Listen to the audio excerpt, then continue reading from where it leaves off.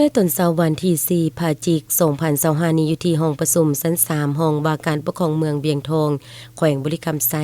ได้มีพิธีประกาศประธานห้องประธานคณะกรรมการปกครองเมืองเวียงทองโดยเป็นเกียรติของร่วมเป็นประธานของสหายพลจตวา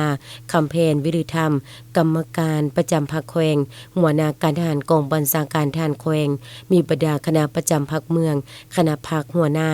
หัวหน้าห้องการออมข้างส่งกองบัญชาการทหารตำรวจตลอดฮอดพนักงานหลักแรงในบ้านออมข้างเข้าร่วม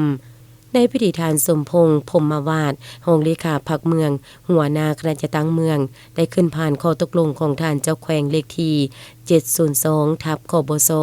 ว่าด้วยการแต่งตั้งประธานและห้องประธานคณะกรรมการปกครองเมืองเวียงทองซึ่งเห็นดีแต่งตั้งท่านดวงใจพรหมมีไส